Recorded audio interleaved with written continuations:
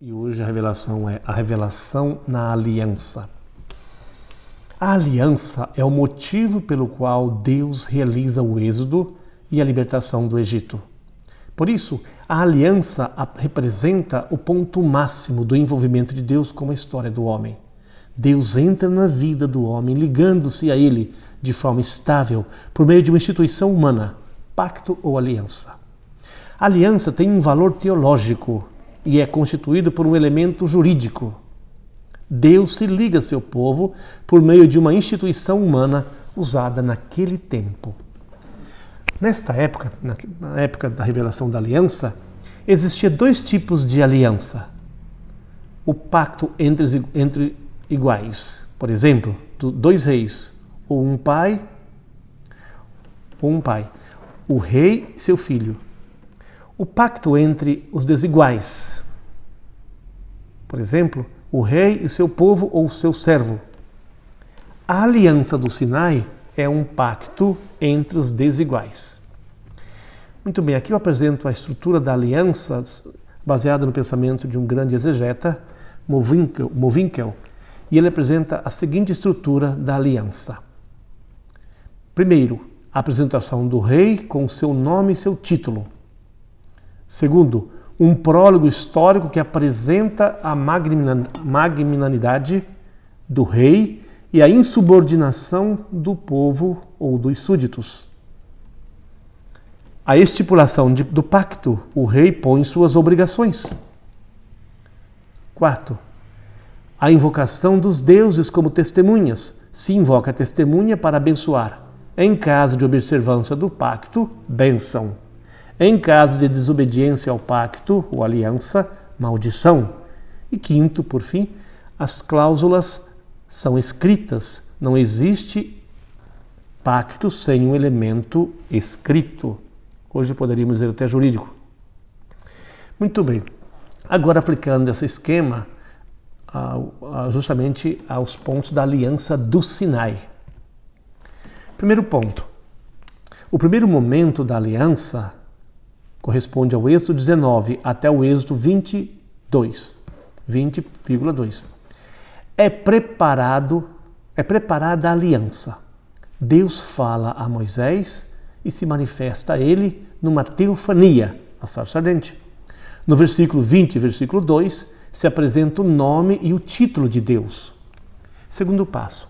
O segundo momento da aliança, encontramos um breve e intenso prólogo histórico. Êxodo 20, por exemplo, te fiz sair da terra da escravidão. Esse prólogo histórico é que Deus agiu na vida desse povo, escolhendo Abraão, depois Isaac, Jacó, etc. Todo um histórico relacionado ao feito desse Deus. Terceiro passo, não terás outros deuses diante de mim. Esta é a estipulação fundamental do pacto, é a condição da aliança. Já existe uma dedicação exclusiva. Êxodo 20, versículo 4, por exemplo, é apresentado o decálogo e várias estipulações particulares que, se forem observadas, trazem a bênção, se forem negligenciadas, trazem a maldição. E o quarto passo, o Êxodo 24, 1, 3, aqui este é o momento da conclusão da aliança. Em particular, da livre aceitação da aliança por parte do povo de Israel. Nós observaremos todas as palavras ditas por Javé. Este é o compromisso do povo de Deus, conforme versículo 24, 3b. É a resposta livre do povo. O quinto passo. Êxodo 24, 4.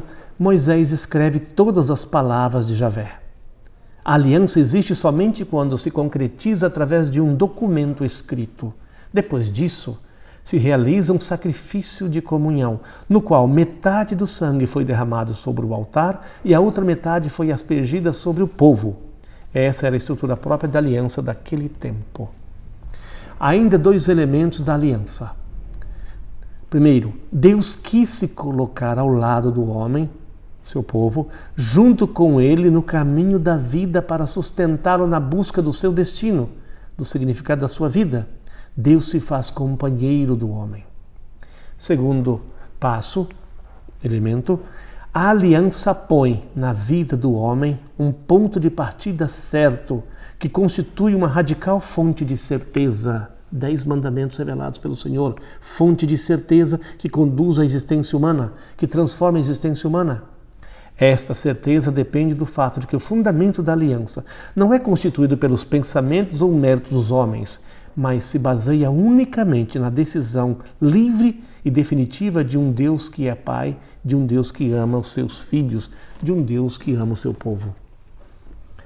Depois, o Êxodo 24, 1-3, este é o momento da conclusão da aliança, em particular da livre aceitação da aliança por parte do povo de Israel.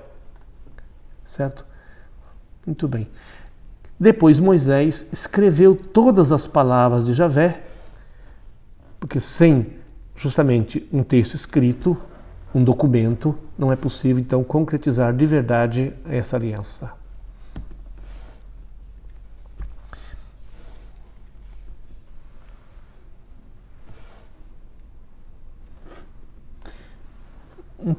Ainda mais uma coisa, as interpretações deixam o homem na confusão. A fé de Israel não é uma interpretação a mais, é uma certeza de que alguém está com esse povo, é uma rocha. Aliás, nós encontramos tantos e tantos salmos na Bíblia, o Senhor é minha rocha, minha fortaleza, nele eu encontro segurança. É Deus que coloca todo o seu peso que se revela na vida do homem. Este é o escândalo da eleição. O ponto-chave aqui é que Deus colocou toda a sua grandeza ao lado de Israel. Agora, o sentido da aliança. O sentido da aliança se baseia no plano por meio do qual Deus quer entrar em comunhão com o seu povo. Então esse motivo é Deus que se envolve pessoalmente e que manifesta o seu poder e a sua natureza na vida desse povo. Deus escolhe um povo para manifestar-se a todos os povos da terra. Esta escolha então implica uma tarefa. Deus é um Deus infinitamente misericordioso e quer salvar todos. Portanto, aqui tem também um desígnio universal da escolha desse povo em vista da salvação de todos. E o motivo da aliança é o diálogo entre Deus e o povo. E isso exige uma resposta livre do homem. Portanto, a aliança e o êxodo são os pontos-chave da constituição de Israel como povo de Deus. Ok? A aliança está na origem de Israel como povo, enquanto povo. Antes da aliança, Israel era apenas um conjunto de tribos desordenado. Israel então nasce na experiência do êxodo e da aliança. A aliança constitui ao mesmo tempo povo de Deus e povo de Israel, sociologicamente entendido. Javé se revela como único para Israel, fora do qual não existe outro. Atenção, o povo hebreu é um povo de Deus. Então, a revelação na aliança e no êxodo revela a existência desse povo, que agora tem uma lei, tem um livro, um texto, tem suas normas, segundo as condições e aquilo que era próprio dos outros povos. Mas não é um povo qualquer, é o povo de Deus.